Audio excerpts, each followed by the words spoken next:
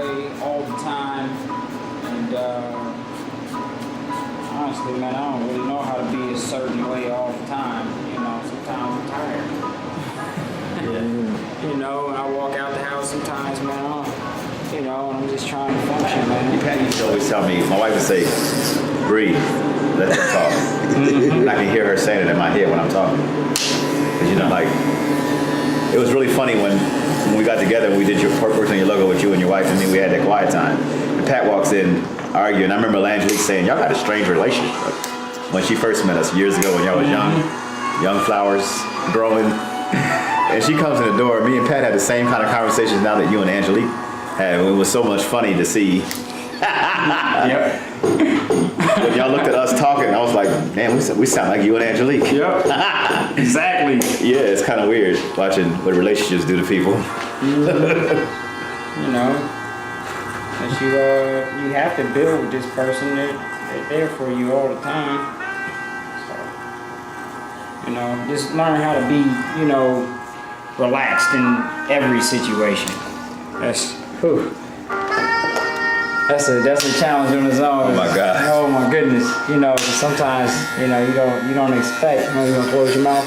I know you're smiling, man, but sometimes you don't expect people to respond to you a certain way or come at you a certain way, and no matter if it's your significant other or not, you still kind of have to, like, you know, sometimes you can act out just because you know them, and you know them very well. And you have to remind yourself, like, this is my significant other. Like, this is, and in that, and in the respect phase and the understanding of, you know, who they are to you, what they are for you, what they do for you, it kind of helps me balance, man, what I'm doing as a man. Just trying to remember those things. Keep those things in perspective. So, how long you been down with Transit Artists? 2004. April. Actually, you was down before Transit Artists. I kind of was, wasn't I? Yeah, you was at shortstop. Well, Capacity, yeah. January 2000, what was that? Maybe February 2004, I met Duarte. He took me to go get a Wendy's sandwich. We were at the Wexner Center. Yeah. We was at the Wexner Center, and I can't remember, I believe... Dion Custer. You have a teacher, high school teacher brought you there because you're writing? Yep, because she liked what I did as a writer, and she brought me around these great group of people. And I was hungry, and I don't remember how I ended up in your car. I'm thinking, how do we do that? I'm trying to remember, man. I don't even remember. And we was driving to Wendy's, like, it was a chance to break bread. Come to the table and break some bread. And got to the Wendy's, you know, and hung out, man. And then, you know, I didn't even know that I was going to become part of the program. And in the future, see him, you know, and then see my wife, who's not my wife, part of the program. I had no idea. A lot of my good friends came from the program, or were a part of it, or were mentors in the program. You know, so it's kind of it's a blessing. And you knew my brother Jocko before you knew me. Yeah. Really? He played drums, I think. Jocko, man.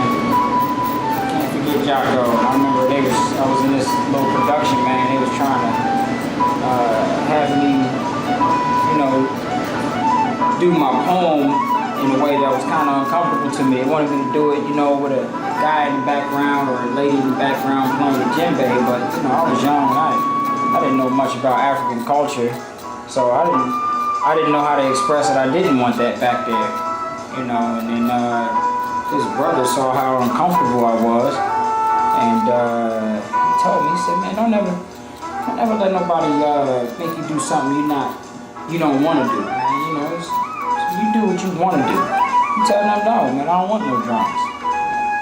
You do it the way you do, and be as comfortable as you can be when you do it." And it's kind of been like my philosophy over the years. Been using that as my my way, in a way.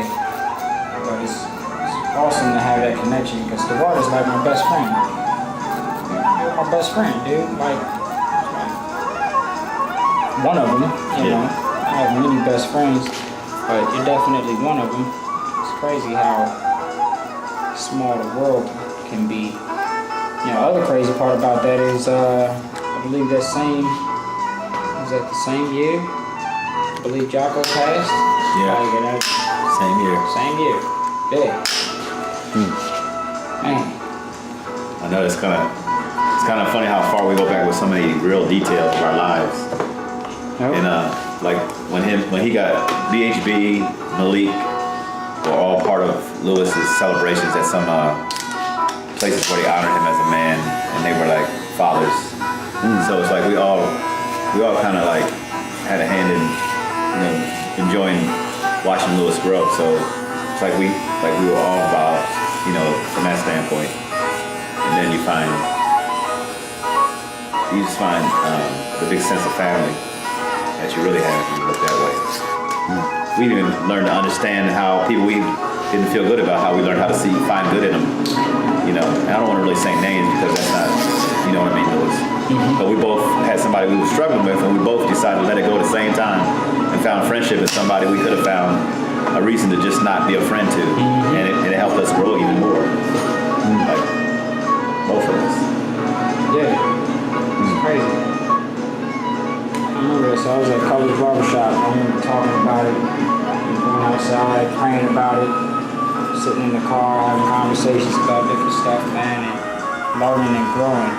And crazy part about it is I must have forgiven whoever that was because I don't remember them.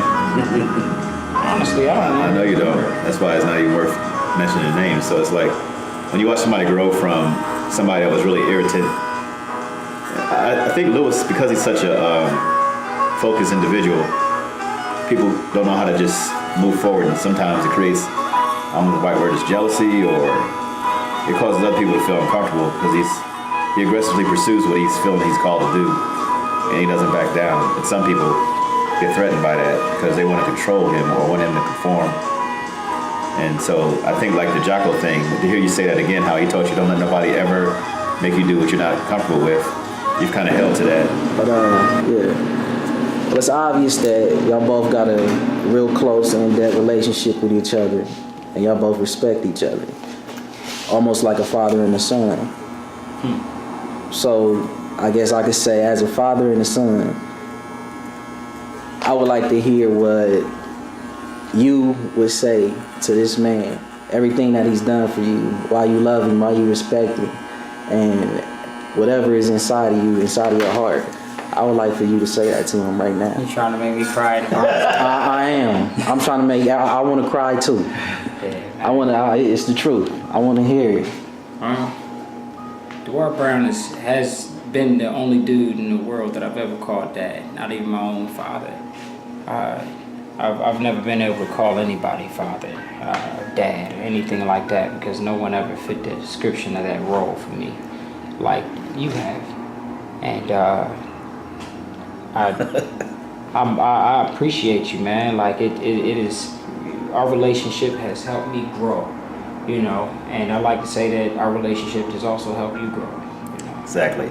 And we've built on one another, our weaknesses, our strengths. You know, there's been times, man, you know, when I've asked you to pray over me, and I asked no one to put their hands over, and you know, Yeah, I know. you know, so I know. it's I'm blessed. I'm happy to have you, man. Like, as my mentor, as my friend, you know, as a confidant, somebody I can tell anything. Yeah. And to truly know that it won't, no matter how bad it is, I can talk to you about it, and there won't be any judgment because you know people go through stuff. You understand that there's not a perfect person out here without any broken wings. You know, we're all messed up. You know, you have found a way to tap into that in a way where everybody is affected positively. You know, and we appreciate you for that, man. I'm proud of you, Lewis. I like seeing how you how you just transformed to a man. And many times I've come in here feeling like you were the counselor. You know, your insight and wisdom is just like beyond years. You know, you were born like old. You were born wise. And I see how you carried your family, even your mom. You know, you carried her through being a single mom. You carried your brothers. How you had to learn how to not be blamed for it because they tended to want to blame you for their inability to find what you have, and then you realize, I mean, just those kind of things, how we've been able to go back and forgive our own families and become strong with them. So I know you got a customer coming. I'm just proud of you, period. I love you, period. Thank you. Appreciate that, man. For real, man. I appreciate that.